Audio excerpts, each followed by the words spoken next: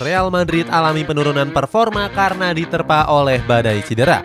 Walaupun begitu, El Real mampu membuktikan mental juaranya di atas lapangan.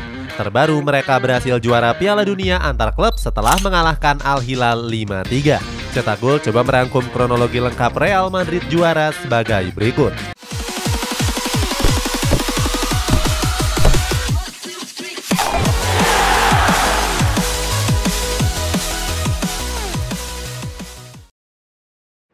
Pakai pemain seadanya di musim ini.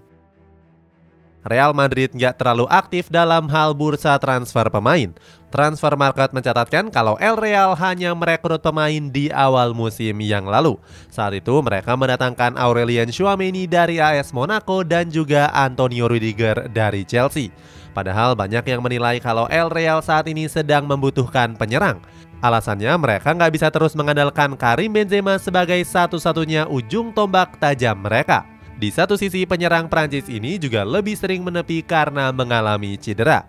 Namun sang presiden Florentino Perez mengaku cukup optimis dengan skuadnya saat ini.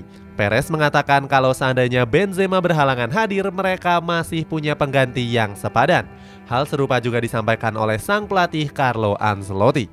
Don Carlo sangat yakin kalau keputusannya untuk nggak belanja pemain adalah keputusan yang tepat. Dia juga mengomentari alasan Real Madrid nggak belanja pemain di musim dingin yang lalu. Don Carlo mengatakan kalau Los Blancos hanya akan membeli pemain apabila ada pemain utama yang mengalami cedera. Sayangnya hal itu menjadi bumerang tersendiri untuk Real Madrid. Sebab performa mereka di La Liga musim ini sedang anjlok dan terpaut 8 angka dari Barcelona sebagai pemuncak klasemen. Bahkan dalam 5 pertandingan terakhir Los Blancos cuma bisa menang dalam 2 pertandingan saja.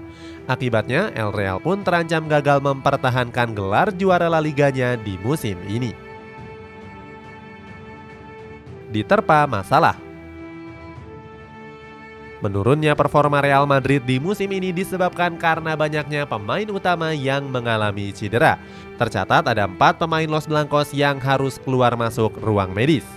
Mulai dari Thibaut Courtois, Ferland Mendy, Lucas Vazquez, dan Eden Hazard. Baru-baru ini beberapa pemain inti seperti Eder Militao dan Karim Benzema juga sempat mengalami cedera. Hal tersebut mengakibatkan Ancelotti harus memutar otak untuk bisa meracik skuadnya kembali. Bahkan dia terpaksa menaruh pemain yang berada di luar posisinya. Sebut saja Camavinga yang bermain sebagai bek kiri dalam 3 pertandingan terakhir.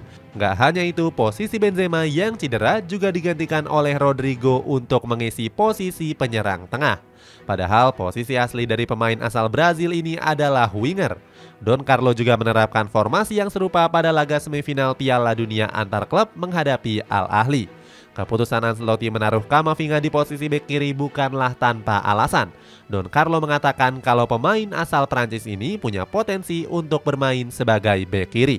Di sisi lain, pelatih Italia ini juga menambahkan kalau posisi itu bisa terhubung dengan Vinicius Junior. Sebab winger Brazil itu sering ditempatkan oleh Ancelotti di posisi tersebut. Menjadi klub tersukses. Meskipun banyak diterpa oleh berbagai masalah, Real Madrid bisa membuktikan mental juaranya. Di laga terbaru dini hari tadi, El Real berhasil meraih kesuksesan dengan menjuarai Piala Dunia antar klub. Trofi ini didapatkan Los Blancos setelah membantai Al Hilal dengan skor 5-3. Vinicius Junior dan Federico Valverde menjadi bintang kemenangan dengan sama-sama memborong 2 gol. Sedangkan 1 gol Real Madrid lainnya dicetak oleh sang bomber yakni Karim Benzema. Sementara itu ketiga gol dari skuad Al-Zaim dilesakan oleh Musa Marega dan brace dari Luciano Vieto. Pada laga ini juga diwarnai dengan beberapa momen lucu dari para pemain skuad Los Blancos. Pertama, momen tersebut terjadi di gol ketiga Al Hilal yang dicetak oleh Luciano Vieto. Saat itu Camavinga gagal mengontrol bola yang pada akhirnya disambar oleh Michael. Tanpa pikir panjang, pemain bernomor punggung 96 itu langsung mengumpan kepada Vieto dan berbuah gol. Selain itu, Rodrigo juga melakukan aksi menghibur dengan gagal menceploskan bola di depan mulut gawang. Dengan raihan gelar ini, El Real sudah berhasil meraih trofi kelimanya di Piala Dunia antar klub.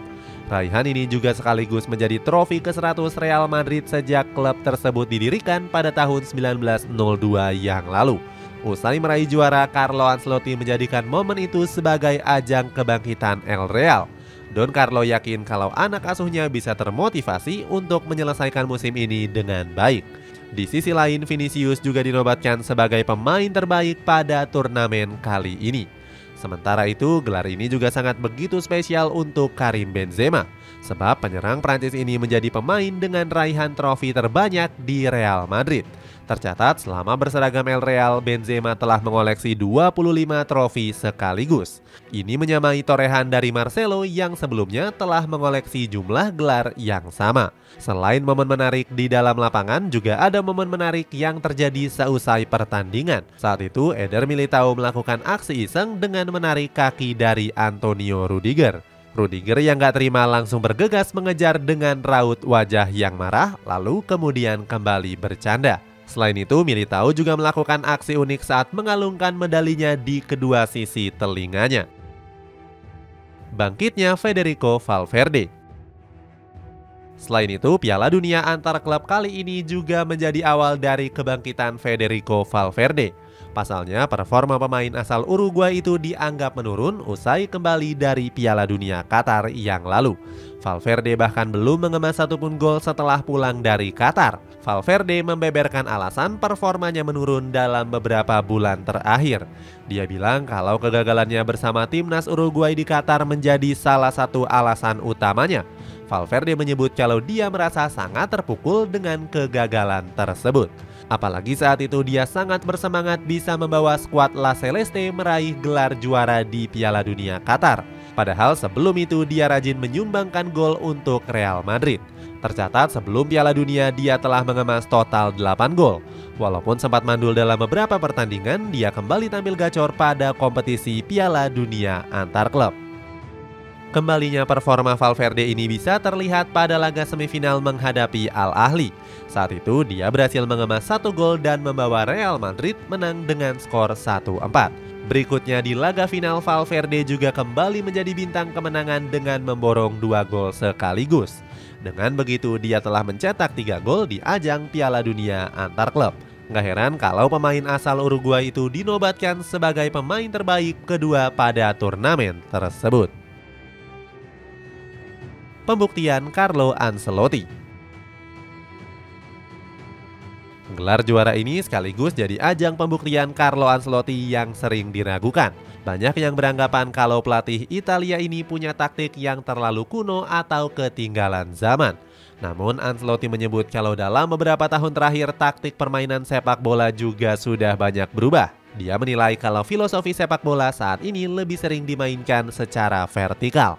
Sebaliknya, Ancelotti justru menilai kalau taktik ball position lah yang dianggap sudah sangat kuno.